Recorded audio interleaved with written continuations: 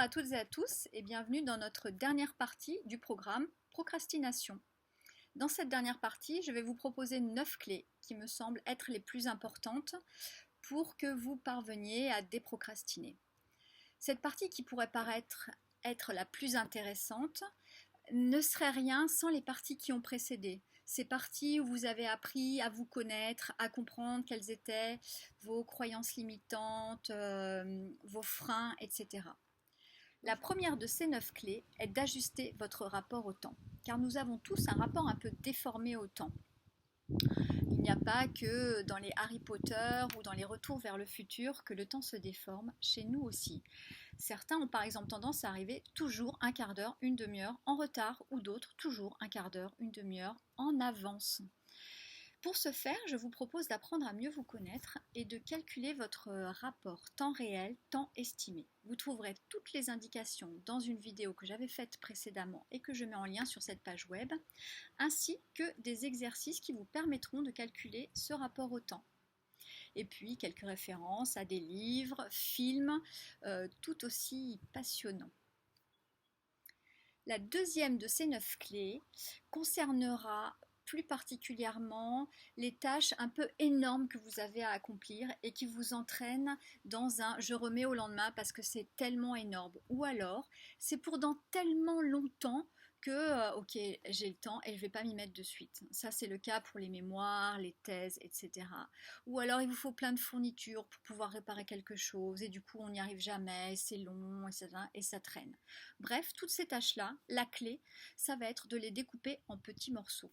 Ça va être de fixer des jalons. Par exemple, si j'ai un travail sur 6 mois à accomplir, je vais me mettre de vrais jalons avec des vrais temps de travail chaque jour ou chaque semaine, etc. Et je vais dire, ok, aujourd'hui et demain, je vais travailler sur cette tâche. Et ça ne sera pas dans 6 mois, ce sera aujourd'hui, demain.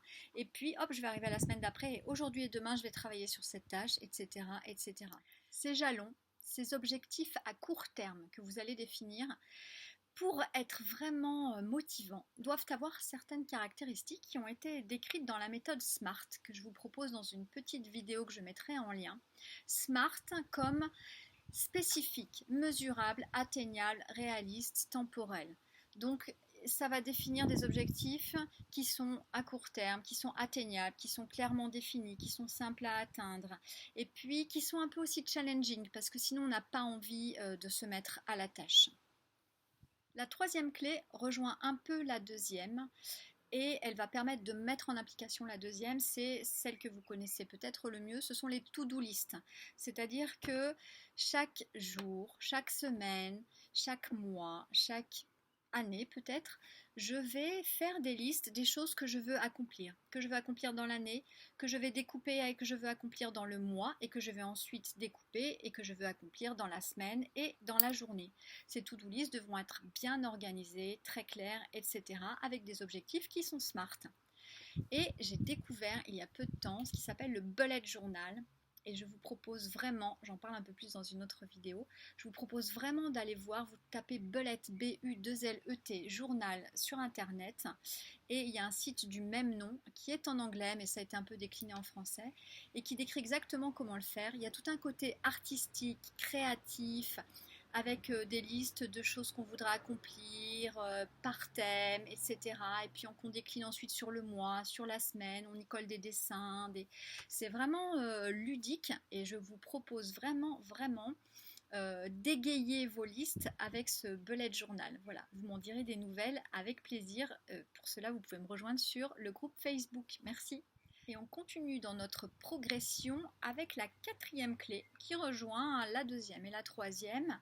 Et pour ne plus procrastiner, je vous propose de rythmer vos journées de travail, vos temps de travail, selon votre fonctionnement propre que vous aurez appris à maîtriser dans les points précédents.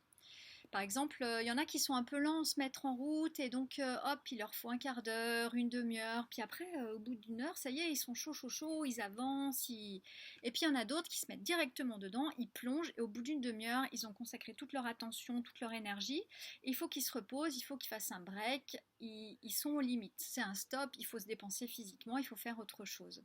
Donc chacun doit apprendre à se connaître. Il existe une technique qui est assez à la mode en ce moment, qui s'appelle la technique Pomodoro. pomodoro comme tomate en italien, et elle propose de faire des tranches de tomates. On a calculé que l'attention d'une personne était vraiment optimale pendant 20-25 minutes. Et donc la technique Pomodoro propose de faire des tranches de tomates d'environ 30 minutes. Donc on a des applications qui existent et pendant 30 minutes, il y a un chronomètre et vous travaillez à fond sur une tâche très précise, définie, une seule tâche à la fois. Et au bout de 30 minutes, pouf, ça sonne. C'est vous qui réglez votre temps optimal selon qui vous êtes. Ça sonne et là, hop, on fait une pause, une petite tranche de mozzarella, 5 minutes, 10 minutes. Et on recommence pendant 4 temps de travail. Et puis, au bout de 4 temps de travail, donc ça fait à peu près 2 heures, on s'arrête carrément une demi-heure et on prend une vraie grosse pause, etc., etc. Voilà, c'est une technique assez intéressante. Le tout est que vous trouviez un rythme et que dans ces tranches de rythme, vous mettiez des choses très claires, bien définies, qui auront été définies dans une to-do list, qui auront été définies selon votre rapport au temps, etc. Après avoir fait cela, vous méritez le 5e point, c'est-à-dire de vous féliciter, de célébrer tout ce que vous avez fait, de reconnaître le travail que vous avez fourni. Et si cette reconnaissance ne vient pas de l'extérieur, c'est vous qui devez vous la donner. Et c'est vous qui devez vous la donner dans tous les cas. Donc pour ça, il existe un outil qui est très efficace, c'est la Done List. Et je vous propose de regarder la petite vidéo qui est en pièce jointe sur le sujet. C'est vraiment très profitable.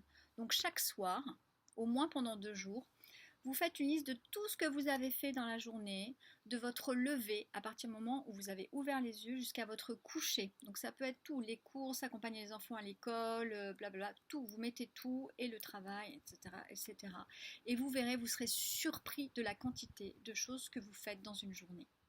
Et puis, vous célébrez tout ça. Et après le renforcement positif du 5e point, je vous propose la 6e clé, qui est d'automatiser des tâches que vous avez à faire sur une période récurrente, en les ritualisant. Par exemple, moi j'ai coaché une personne qui n'arrivait absolument pas à se mettre au travail sur un sujet qui lui tenait pourtant vraiment à cœur, qui avait du sens pour elle. Elle venait avec cette demande-là et elle voulait vraiment travailler sur ce sujet pour pouvoir changer de métier, etc., etc. Et il n'y avait pas moyen de passer à l'action. Donc ce qu'on a fait, c'est qu'on a ritualisé et on a dit ok, elle se lèvait très tôt le matin, donc on prend une demi-heure tous les matins et on dit ok, je vais travailler sur cette tâche tous les matins pendant une demi-heure. Et si je n'arrive pas à m'y mettre, au moins je suis avec ma feuille, mon crayon et j'écris quelque chose et ça risque de venir tout seul. Et c'est pareil pour les gens qui ont l'angoisse de la feuille blanche et qui n'arrivent pas à s'y mettre. On va prendre une feuille de crayon, un papier et on va écrire et des choses vont venir et ça va être intéressant parce qu'on va s'y mettre. Et puis il va y avoir un rituel qui va s'installer et donc tous les jours à la même heure, hop, ça va être comme quelque chose de hyper naturel qui va plus du tout coûter et qui va se mettre en place tout seul et qui va se rythmer. Donc ritualisez les choses que vous avez à faire régulièrement. Le 7e point est très important car il vient toucher quelque chose de très profond qui touche à notre éducation, à nos valeurs profondes ancrées. Il faut vous autoriser à faire des erreurs, commettre des erreurs, il faut vous autoriser à échouer, il faut vous autoriser à fournir un travail qui n'est pas parfait parce que la perfection n'existe pas, sans vous flageller et au contraire en vous disant si j'échoue, je pourrais mieux rebondir, je pourrais comprendre ce qui m'a fait échouer et hop, aller plus loin, plus vite, plus rapidement, etc. Donc, ne procrastinez plus par peur d'échouer, ne procrastinez plus par peur de décevoir, ne procrastinez plus par peur de fournir un travail qui ne sera pas parfait. Je vais vous donner une ou deux petites citations qui sont assez intéressantes. Je vais commencer avec Lao Tse. L'échec est au fondement de la réussite. Et puis, plus moderne, Steve Jobs. Le fait d'avoir été renvoyé d'Apple a été la meilleure chose qui me soit arrivée. On ne sait jamais ce qui est bon pour soi, alors autant y aller, avancer et passer à l'action. Il y a une petite vidéo et des exercices très intéressants sur les parts de soi et comment elles parlent entre elles sur cette page internet. La 8e clé pour ne pas procrastiner est d'adapter votre environnement personnel ou environnement professionnel pour éviter les tentations et pour être dans un endroit qui vous inspire le calme, la sérénité, le travail centré, posé, etc. Donc l'idée, c'est de ne pas avoir de téléphone qui sonne, de ne pas avoir des bip, bip, bip de mails qui arrivent, d'internet ouvert, etc. Donc un endroit assez calme pendant des durées délimitées. Et si vous avez des pauses à prendre, l'idée c'est d'aller les prendre à l'extérieur de cet endroit. Vous sortez, vous allez dehors, vous allez à la cuisine, vous allez dans la salle café, mais en tout cas pas l'endroit où vous travaillez. Vous ne restez pas à votre ordinateur, vous ne faites pas une pause sur Internet, parce que là ça devient illimité et tout se mélange. Donc l'idée c'est vraiment de bien adapter votre environnement de travail. Et vous verrez, John Perry parle de ces petites astuces pour s'il se met sur Internet, que ce soit sur une très courte durée. Le dernier point, qui est très bien décrit dans le livre de John Perry, est de se mettre en binôme, en trinôme, avec des personnes qui sont des non-procrastinateurs, des personnes qui sont des bosseurs, qui avancent, etc. etc.